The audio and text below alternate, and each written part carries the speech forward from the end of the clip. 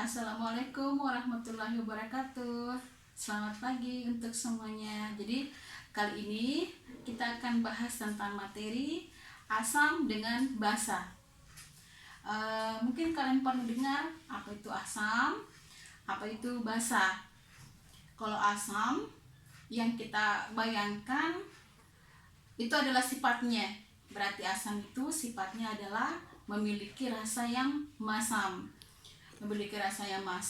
Jadi contohnya dalam kehidupan sehari-hari yang sering kita jumpai seperti jeruk, kemudian asam cuka, kemudian buah-buahan yang rasanya masam, itu semua adalah termasuk senyawa asam. Jadi kalian bisa perhatikan beberapa contoh dari senyawa asam. Kemudian senyawa basa, jadi bukan kebalikannya, senyawa basa berarti sifatnya manis, bukan. Jadi basa itu dia memiliki rasa yang pahit. Jadi yang kita bisa bayangkan senyawa-senyawa yang pahit itu berarti contohnya obat, kemudian sabun, deterjen, sampo, itu semua termasuk senyawa basa. Oke, di samping rasanya bahwa asam itu memiliki rasa yang masam, kemudian basa memiliki rasa yang pahit, ada sifatnya yang sangat berbahaya.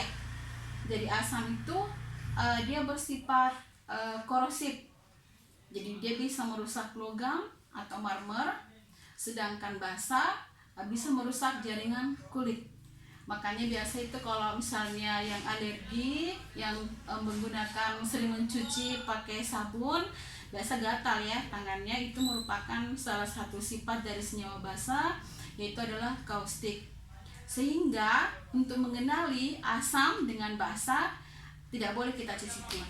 Bagaimana caranya? Ada namanya indikator asam basa. Contoh indikator asam basa yang pertama adalah kertas lakmus. Jadi kertas lakmus yang mana? Perhatikan gambarnya. Jadi kertas lakmus yang mana? Jadi ada dua jenis ya, lakmus. Ada lakmus merah, kemudian ada lakmus biru. Lakmus merah ini dia memerahkan lakmus. Jadi lakmus merah itu pada senyawa asam dia memerahkan lakmus. Kemudian senyawa basa dia membirukan lakmus.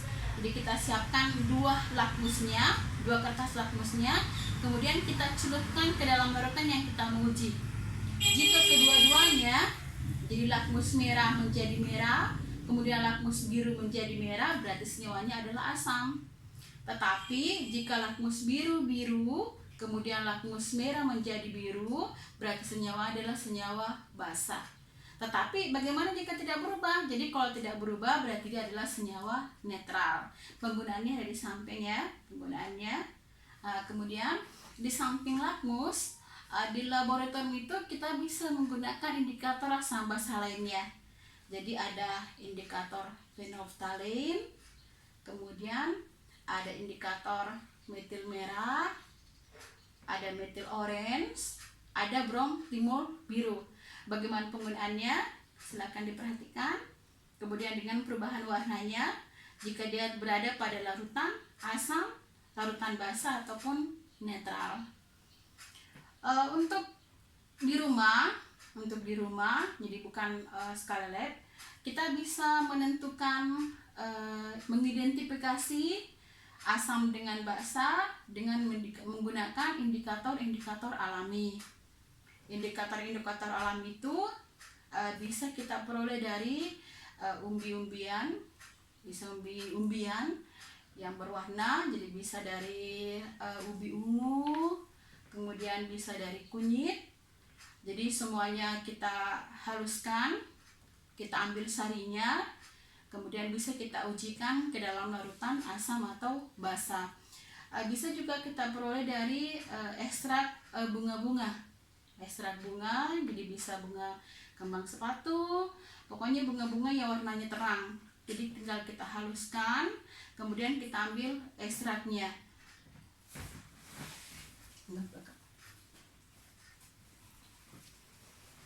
Oke, jadi penggunaannya bisa diperhatikan demo dari teman-teman SMA 15 Bone penggunaan indikator alami.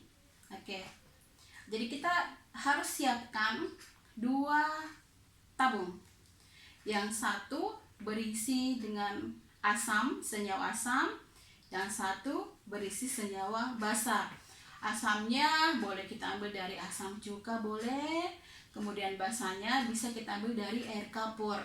Kita disiapkan 2 tempat, 2 gelas. Jadi asamnya tadi bisa dari cuka, kemudian basanya bisa dari air kapur atau senyawa basa lainnya ya. Ini yang gampang kalian dapat. Jadi kita masukkan tadi ekstrak kunyitnya ke dalam 2 tempat ini.